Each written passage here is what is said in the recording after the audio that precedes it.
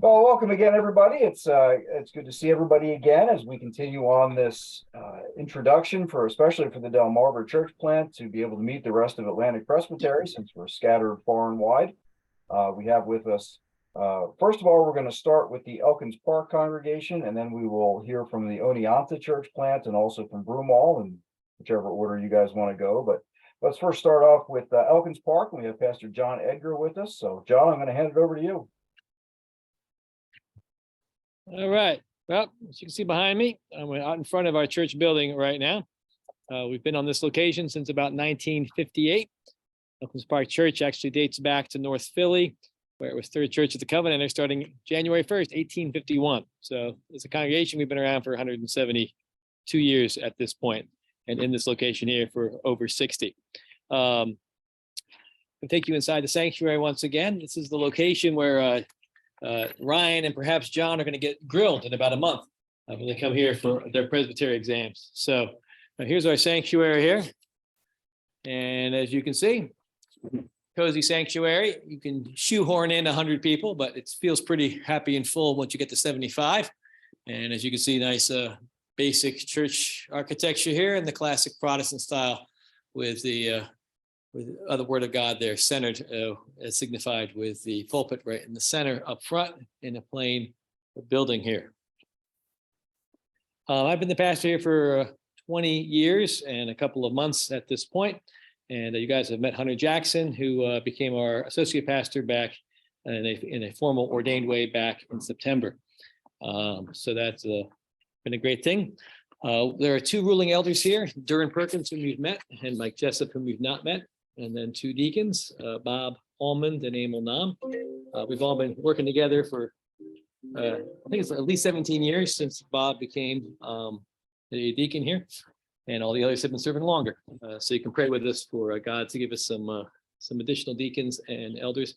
It's a congregation of about 80, 85 people at this point, plus a few adherents. So you might say our church community probably numbers somewhere just under 100 people in terms of friends and adherents, along with our 80 some members.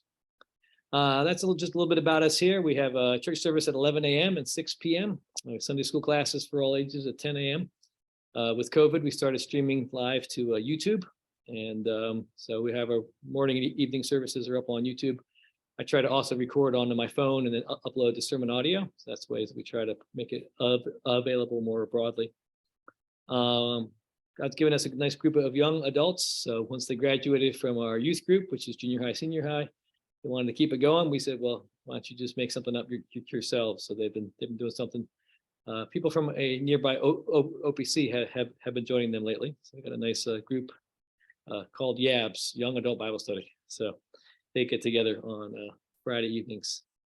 That's about all the presentation I had in mind right now. I don't know what your other presentations have been, but I figure that gives you, you got a brief visual of our sanctuary and the outside.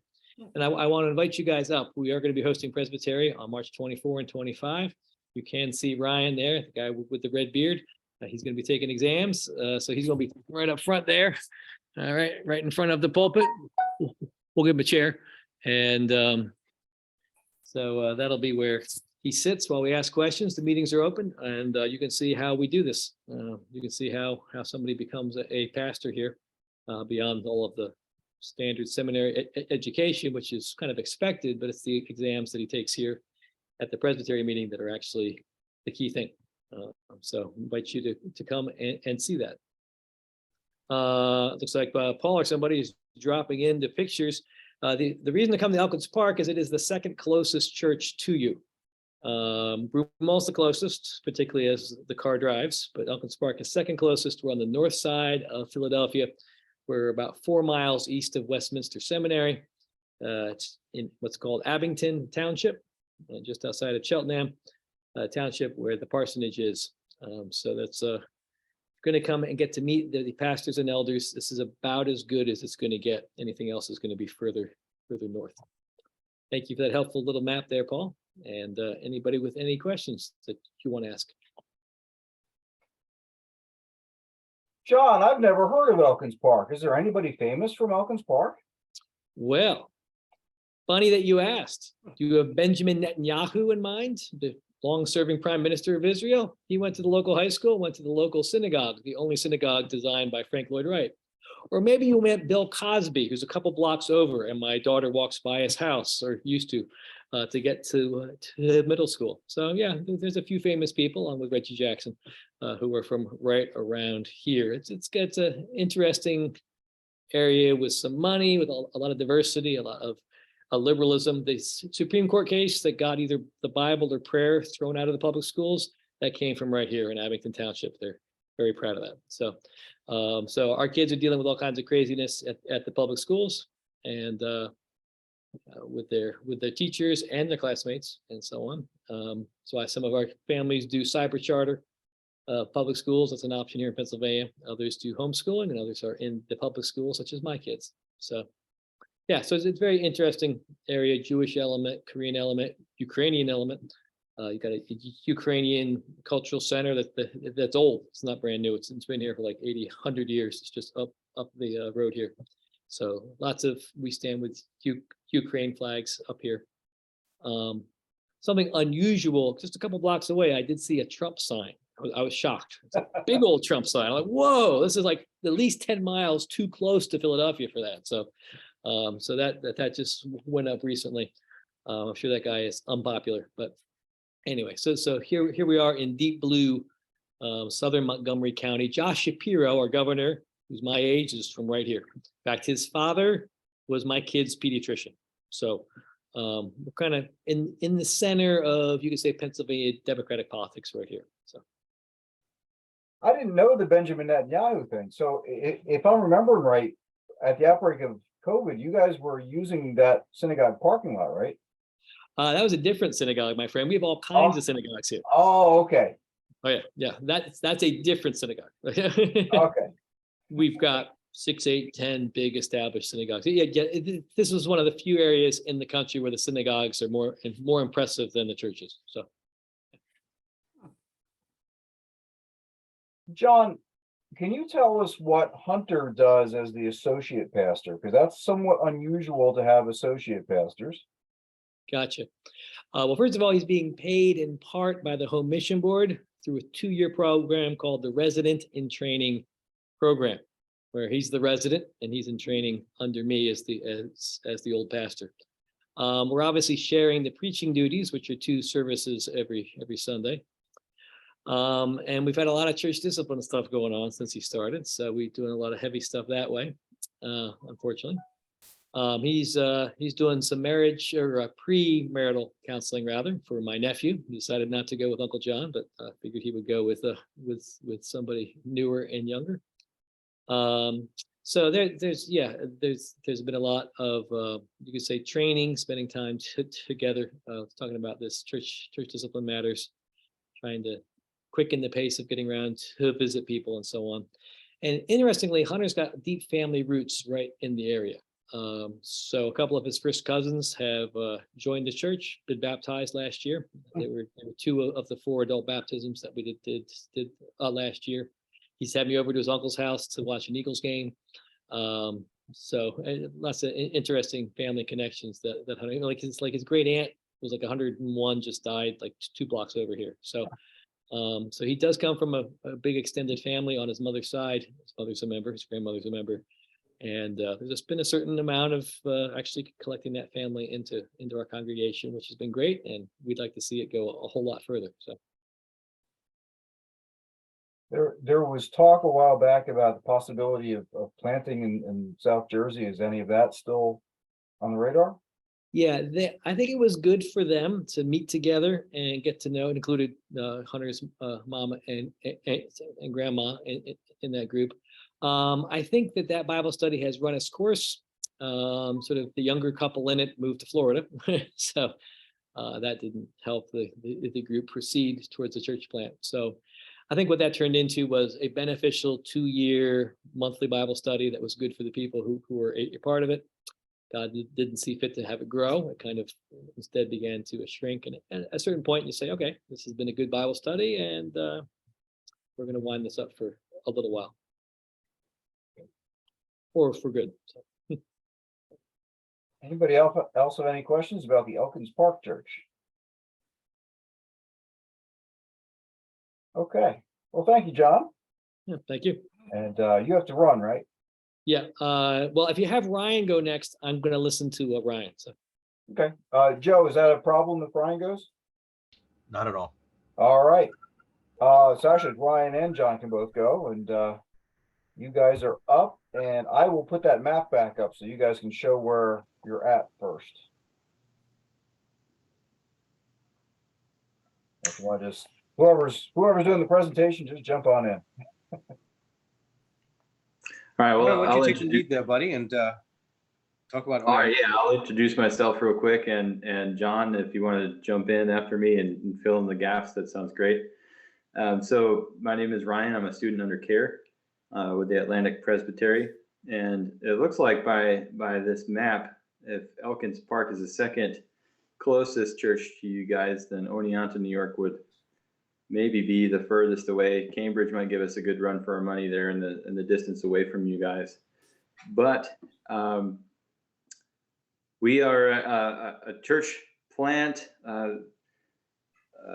focusing out of Walton, New York, the congregation there. John Cripps there is one of the ruling elders there of that church.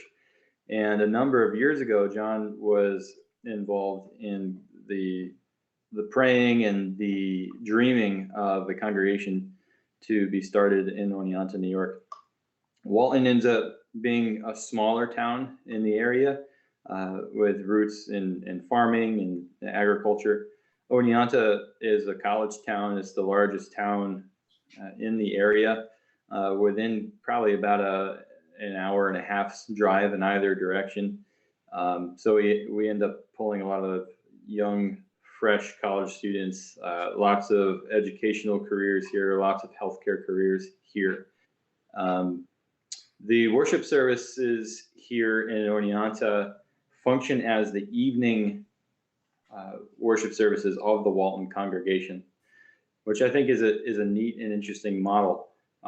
What that's done for us here at Oneonta is given a firm foundation, more or less, to what we're doing, to the point where if and when new families come in, new individuals come into the church to worship with us at our 5 p.m. services, it's not an empty room. It doesn't feel super awkward. It's not just a preacher and one or two other people. There's a firm group, a firm base of Walton folk that travel up in the evening to come worship with us. So that's been a very big blessing. I came under care with the presbytery and was invited into the picture almost about a year and a half ago now at this point. And so I'm working hard on the process there to eventually and hopefully become the first pastor of the Oneonta, New York Reformed Presbyterian Church. Throughout the week here, we're involved in discipleship and outreach.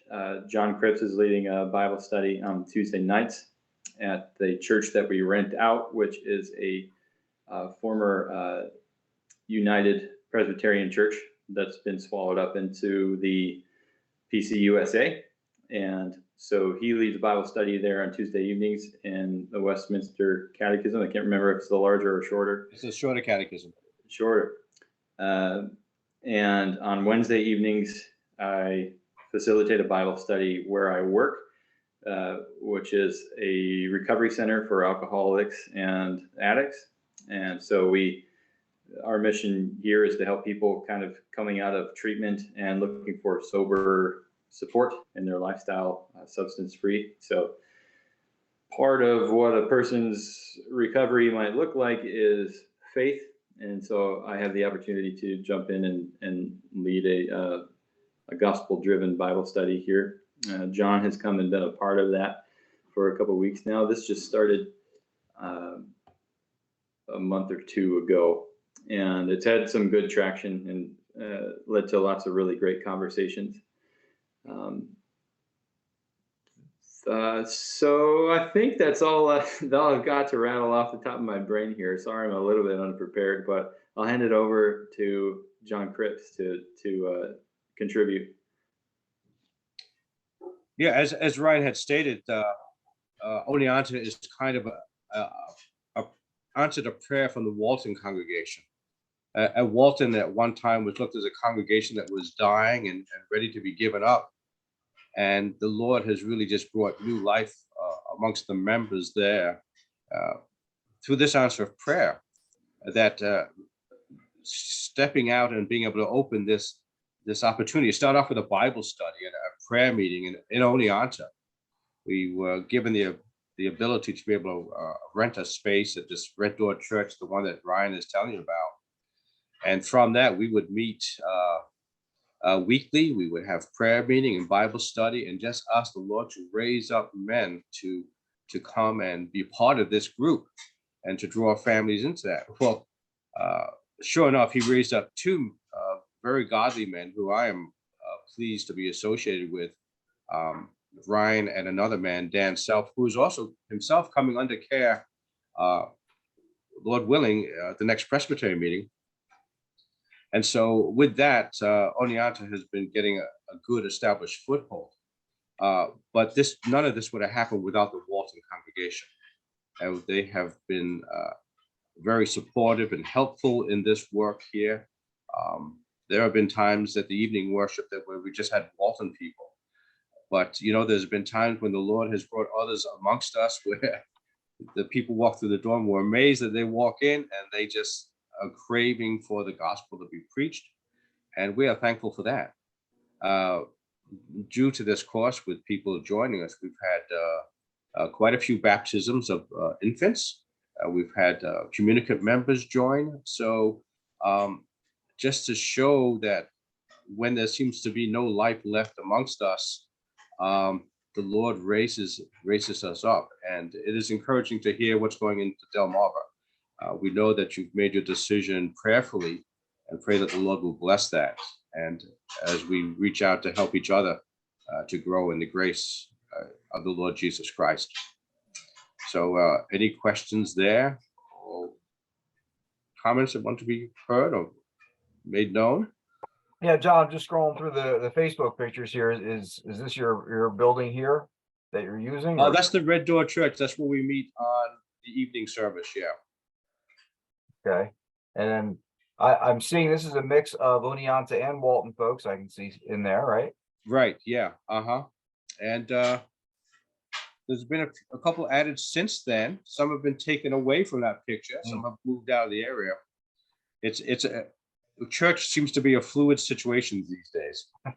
People come and go, and never to be seen, but some come and join us, and it's great. So to see what the Lord's doing.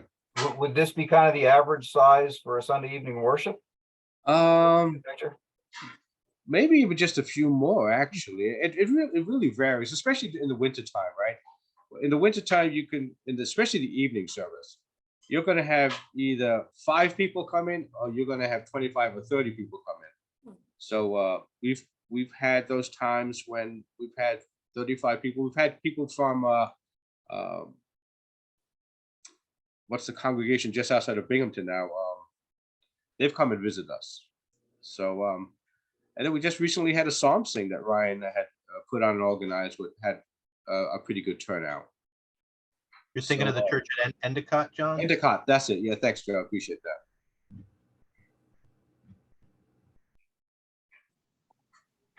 Yeah, so it's been encouraging to see what the Lord is doing as he continues to build up. This was the picture you're seeing there. That was an outreach of one of the malls, just to hand out tracts and to share the gospel with some people. I had some very interesting things.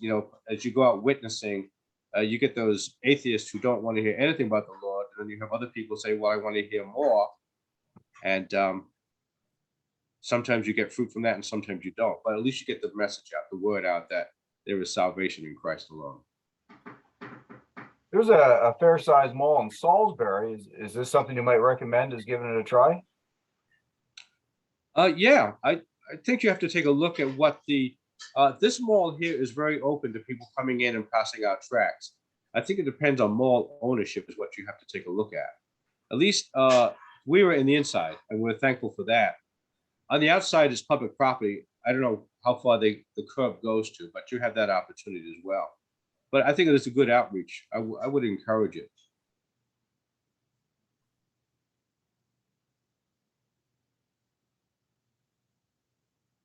This was a Psalms thing we had. We had it Psalms at Christmas at time, wasn't it, Ryan, that we had? We were singing on the street corner there, Psalms that had Christmas hymn tunes to them. So that was pretty neat. We had people walk by being supportive. Nobody threw any ice at us or snowballs or drinks. So we were quite thankful to walk away from that unscathed. You actually got a whole bunch of them here for that, don't you? Yeah. It's Mary, and of course Bill on the right-hand side there. That's Bill. I don't recognize him. Yeah, that's his lumberjack outfit. Yeah. Yeah. He's not always no bow tie with that. So Is that your little guy there? Is that yours? Yeah, that's Jude the dude. Jude the dude. He's going to be a big boy now. That's right.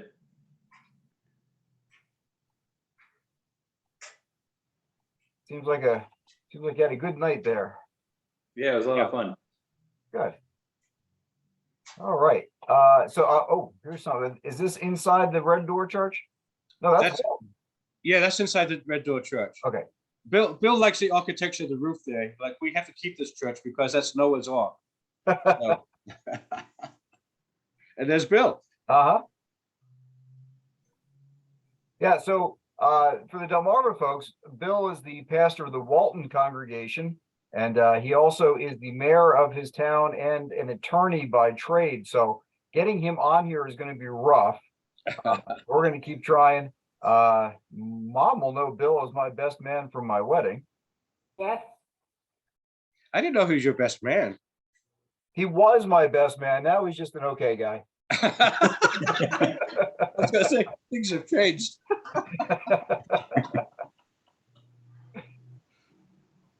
All right. So anybody have any questions for what's going on in the Oneonta work? A little glitch there. Yeah, it does that when I try to do the share screen. It should recover. I was going to say, Storm is moving in. Yeah, speaking of, just so the Delmarva folks have an idea, Mom, what's it, about 80 degrees down there right now? And No, I think we might be about 50. We haven't Okay. gone up that high yet. John, Ryan, what are you expecting in about 3 hours? Well, we're expecting about 10 inches of snow, and it's dropping down to, I think I heard 16, but I'm not sure. So a little bit of difference from one end of the presbytery to the other. Yeah. Can I just ask, John, did you get a good response overall from the mall? No, I mean, I don't mean that day. I mean, did anybody call you back or come or? Well, we can actually, we are invited to go back anytime. The mall we did at one time, and I'm not sure what time of year that was, with the whole COVID thing, you know. So we tried some things just before COVID, and then as all other things with COVID, they just kind of spat it out. And we're just thankful to be able to have worship at church. But I think we're looking at more to do those things, to reach out to the community. As Ryan had mentioned, that he was looking at the Friends of Recovery and reaching out to those who are addicts and alcoholics, you know, to bring them the gospel, and I think to bring the gospel to the community is really a desire. I'm not sure where that falls in Ryan's plans, but I think it's probably number one, if not number two on his list. And the same with all of us, that we really want to see this community of Oneonta change. It has two large colleges there. We have a large student population in the wintertime, but they come and go as students. But the community is the main look at that we're looking at right now. Do you have difficulty posting anything or doing anything on the campuses? Salisbury University is right where we're at. Yeah, And there's a lot of hoops to get through to even, it's great LGBTQ area. yeah. And it's I difficult. one of the blessings that we have is Bill Chellis, who's our pastor. His Mhm. daughter Elizabeth attends SUNY Oneonta. So Oh, we do have a foothold there going through that way, right? So we're hoping to get something started more with that way next fall. mhm. We've kind of held back a little bit, saying, you know what, let's not take everything big all at once, because if you do that, you tend to lose sight of everything. Okay. So little steps at a time is what we're looking at. Community first, and then Oneonta outreach, this college outreach. Mhm. But this would see what door the Lord opens. I don't know what Ryan has on that, if he's thinking something different. But I think the last thing we talked about was really just focus community, then colleges. Okay. Yeah, that's the tentative prayerful plan. Yep. Hmm. Okay, thank you. But definitely encourage you to do something within the malls if you can. See what they allow. You can drive down Oneonta Main Street, and you have Jehovah Witnesses right there in the public places. So at least we're allowed to do that, to get out there. Sadly, it's the cults that are more bolder at times than we are. Hmm. So Hey, before John signs off, it looks like he's walking away here. This might be speculative, but where do you guys like a time frame to become an independent congregation? What needs to happen? When do you think that might be? I know it's just speculation at this point, but what are you looking at? are you talking to John Edgar or John? The Oneonta guy is the question, but John, since she's our home mission board rep, Okay, yeah. Before he goes.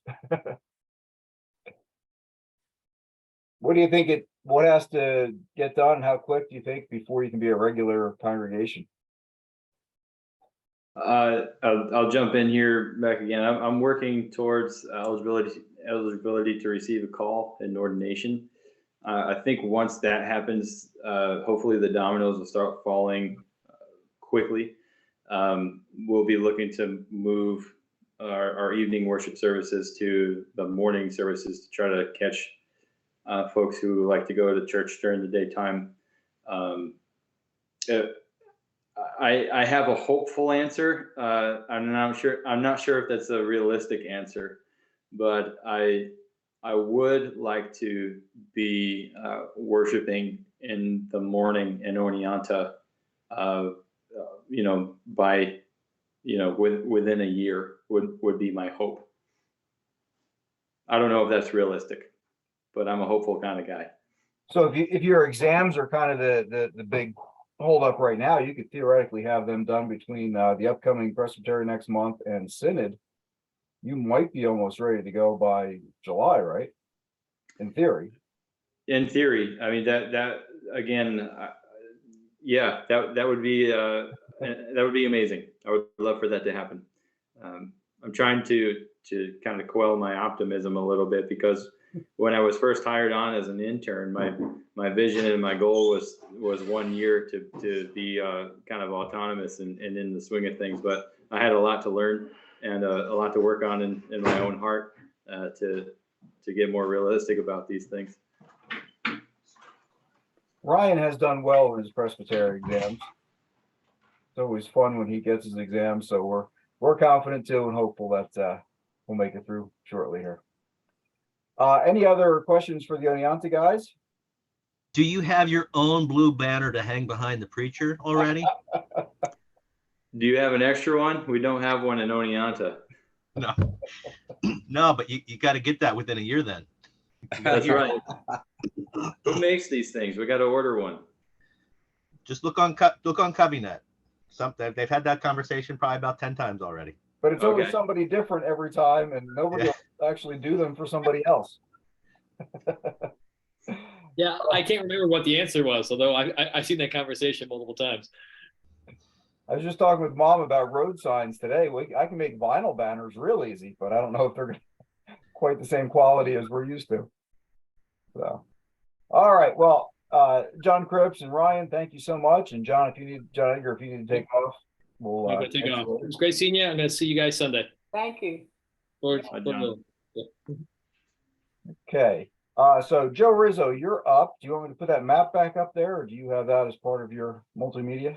I don't have a map, but I'm going to share my screen and you can put the map up at some other time. Okay, go for it. Hang tight. Right.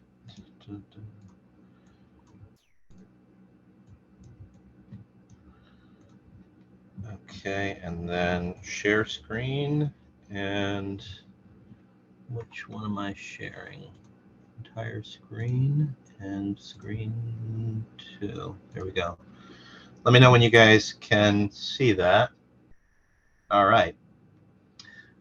So first, myself, I'm a member of the Broomall Reformed Presbyterian Church since 1986. I was 5 years old when my family came into the Reformed Presbyterian Church from the Orthodox Presbyterian Church, and I've been a member there ever since. The Lord was pleased to call me to the office of ruling elder in 2012. So I've been a ruling elder at the church for about 11 years. There's not our official banner, but you can see right there, there's one of the banners that's there, and our church building. So let's see. Here you see from the roadside, we've got a good size parking lot and a good property here that the Lord's blessed us with, and a big sign there. View to our backyard. We've also got some good green space. Very blessed to have that as well. From the top of that hill, you can run sleds, water slides. Down at the bottom, you can play volleyball. Great for barbecues, and we make good use of that backyard space. The children love running around in the back. The property is adjacent to the Darby Creek, where some folks like to do some fishing. Inside is our sanctuary here, and like John said, they start feeling comfortable and happy and full at 75. I'd say that it's not too different for us. We could probably comfortably fit up to 100 or 120 before we start feeling squished. And I would love to see our attendance get back up into that neighborhood. We probably have an attendance now in every Lord's Day, probably about 60 or 70 folks are coming. Hey, Joe, show us that banner in there. What's that? Show us the blue banner. I don't have a close-up. Well, you can point it out so they know what we're talking about at least. Oh, let's see. I think you've got the cursor. There we go. Right there. Right there. All right. Let's see here. And our chairs are blue now. So this is a couple years old, but now we've got blue chairs. Is another shot of the outside of the building and a second entrance, and that door leads right into the pulpit. That represents, although this looks like a pretty ordinary picture, that represents a lot of money that the congregation's invested into the building. Before that, the ground was right up into a retaining wall that was pushing in on the building and starting to crack some of the walls down in the basement, and we were getting some water. So the fact that work is done is not insignificant and has extended the life of our building quite a bit. This is the parsonage that is on the property where the Tabacas live.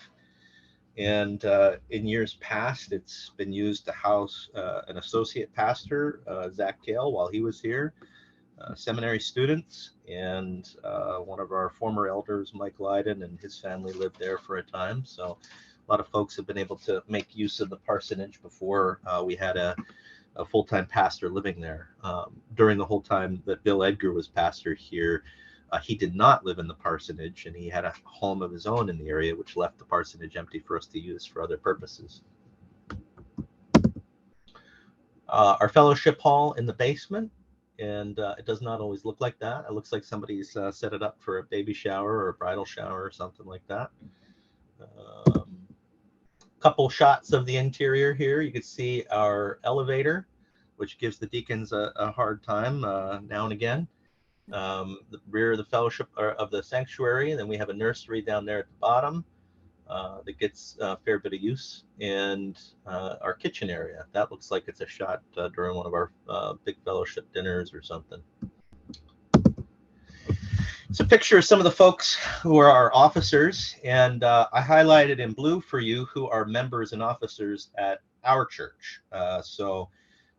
From front left to right, you have Deacon Bill Wirtz, former Elder Mike Lydon, Deacon Joe Commanda, Deacon Adam Edgar, and this is, and then retired Pastor Bruce Martin, Deacon Kevin DeBello, and Elder Alex Edgar, and those three men in the front, Adam, Kevin, and Alex. This was at their ordination.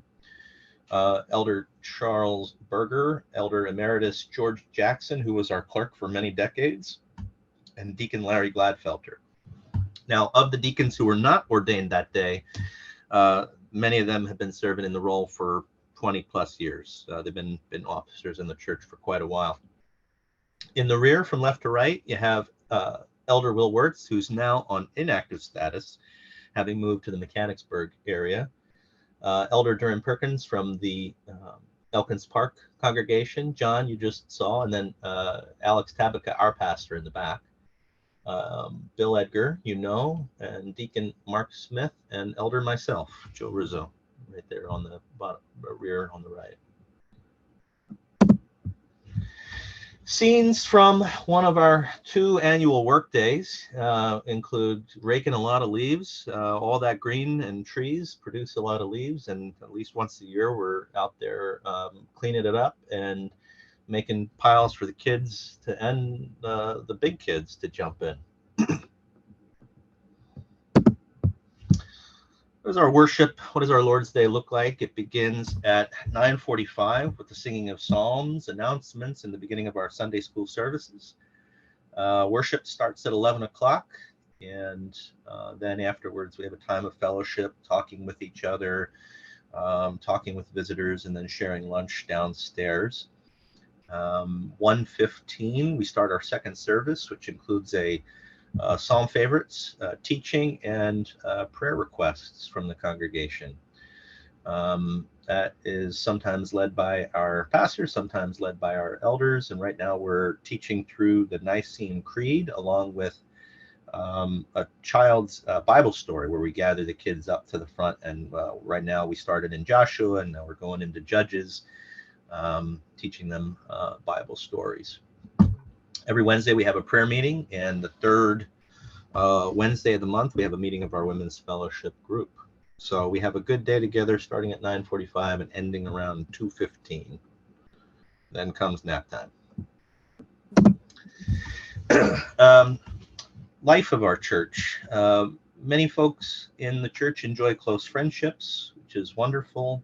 Great blessing to have friendships in the church and spend time outside of the church. Especially our children love getting together, and occasionally we have potluck dinners and game nights and other events that we participate in at the church building. And some members of the church volunteer and participate in some ministries outside of the church. In recent years, we've been trying to do some more community things, including a highway cleanup on a nearby roadway. Congregation today has 81 members, 57 communicant, and 24 baptized. The baptized range from 0 to 11 or 12, and the 57 communicant range in age from 18 to 90 plus.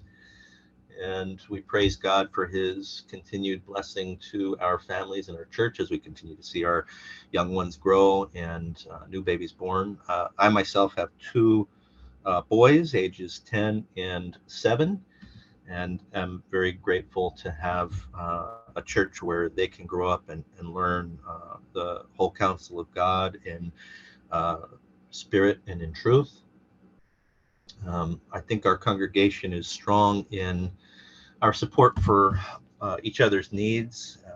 Babies are born, people are sick, discouragements, grief, loss. Members of the church are praying and offering practical help, when, meals, and just supporting one another and helping.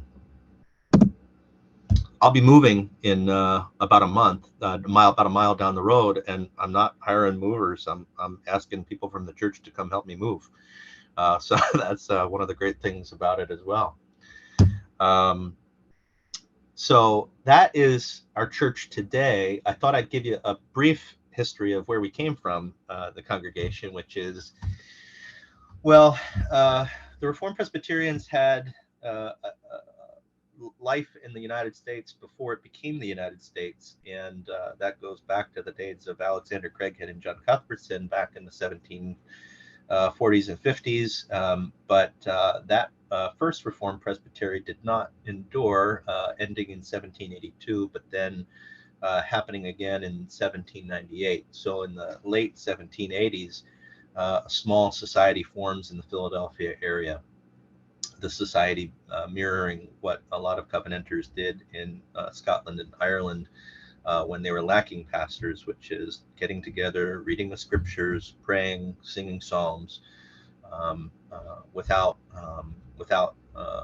sacraments and preaching. So they begin to have occasional preaching from James Reed and James McKinney from Ireland, and then William Gibson, Samuel Wiley, and John Black arrive in the U.S.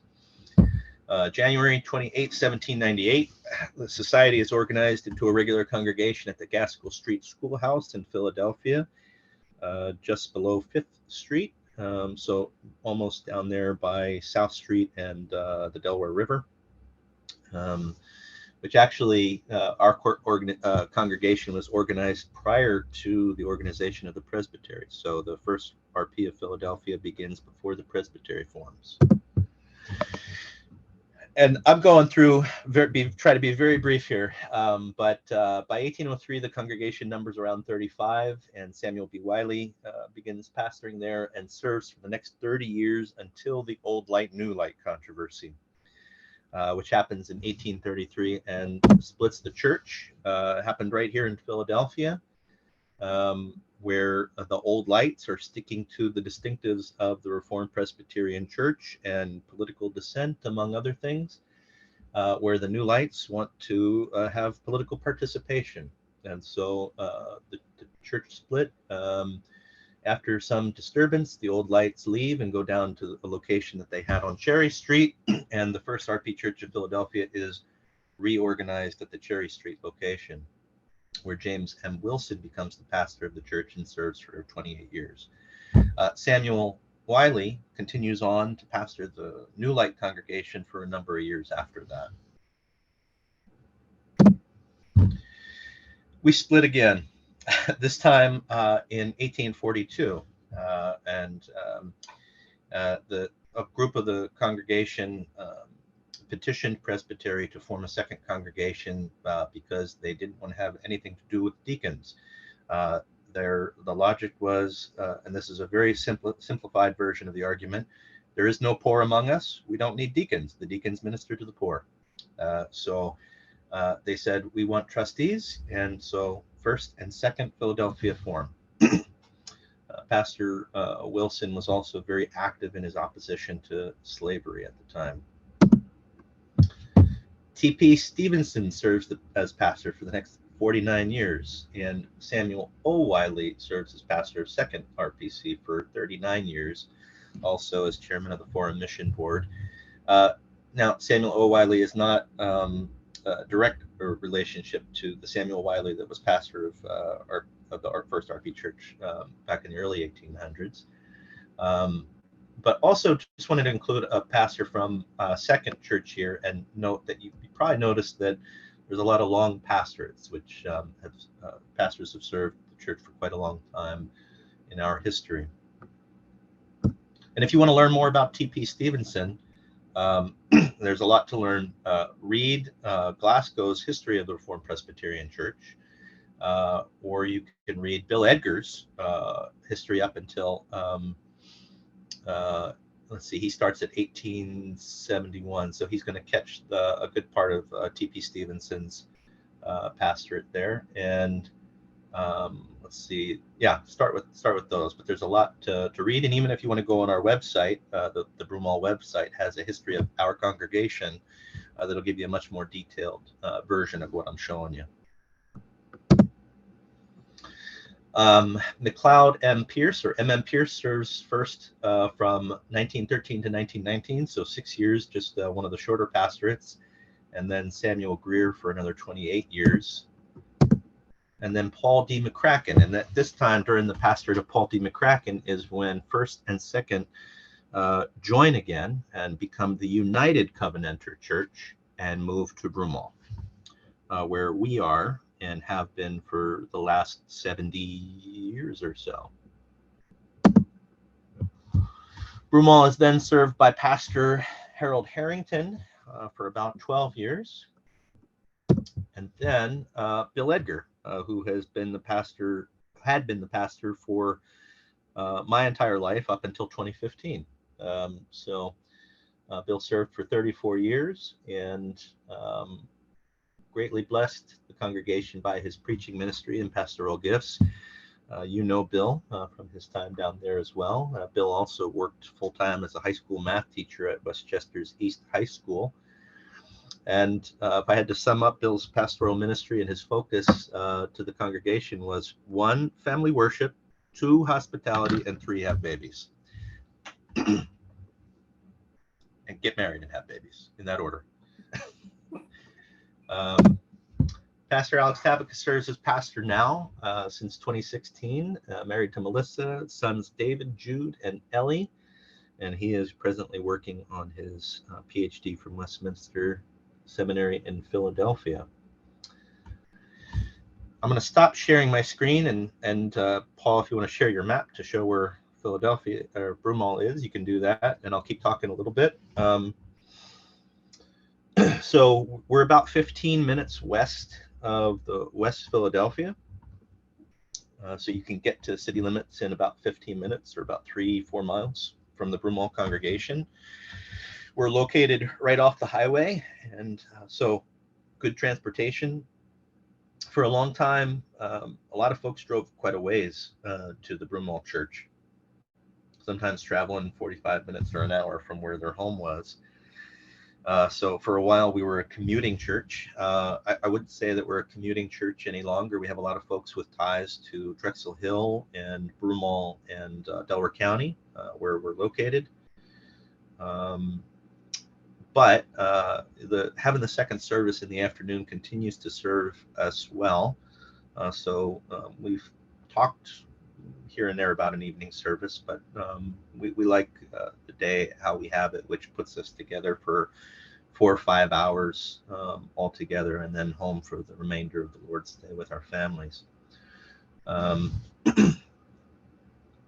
was noting, just to give you a picture of the life of our congregation, our prayer meeting the other day, and usually we get about 8 to 12 members at our prayer meeting, and looking around and see that everybody who was at that prayer meeting had been there, a member of the church, for somewhere between 30 and 50 years. So on the one hand, I praise God for giving us long and stable members, families, and individuals who've been with us for many, many decades. On the other hand, I was like, I would really love to see people here praying who've been here for less than a year or been here for 2 years. So like to see more active participation in the prayer meeting. Like a lot of churches, we observe that, folks come to a morning service and then not everybody stays. You get about 50 to 60% of the people staying for the lunch and the second service. And but we would love to see more folks participating for more of the life of the church. That's all I have for my official presentation, but I'd be happy to take any questions about anything I've shared. Anybody have any questions for Joe? He's kind of shamed the rest of us on the presentation with all the slides there. Thank you so much for that. I can tell a little bit extra, some interesting things to note about Broomall. I actually came into the RP church at Broomall in the year 99, end of 99. When I got there, John Edgar was also a member and a seminary student at that point. And you know, now John is pastor at Elkins Park. Bill Chellis was a member at that point, who is now the pastor at Walton. Steve Rockhill was a member at Broomall at that point. Steve is now a pastor of Bryant, Texas Reformed Presbyterian Church. And you'll see the Delmarva folks, you'll see him comment every now and then on the Facebook page, Steve Rockhill. Courtney Miller was also a member attending seminary, and he is pastor presently working at Crown and Covenant. And I think I'm forgetting somebody. Duran was, had my second week, Duran Perkins was installed as a ruling elder at Elkins Park, but that was at a time when Elkins Park was very much on life support from Broomall. So there was a point there when like 10% of the pastors of the present RP church were at Broomall, and it was quite the incubation area. So as you've seen from that history, I can safely say Broomall is one of the original Reformed Presbyterian churches that there are, stretching back to 1798 with the present formation of things. So incredibly important, and continues to be important as the years have gone by.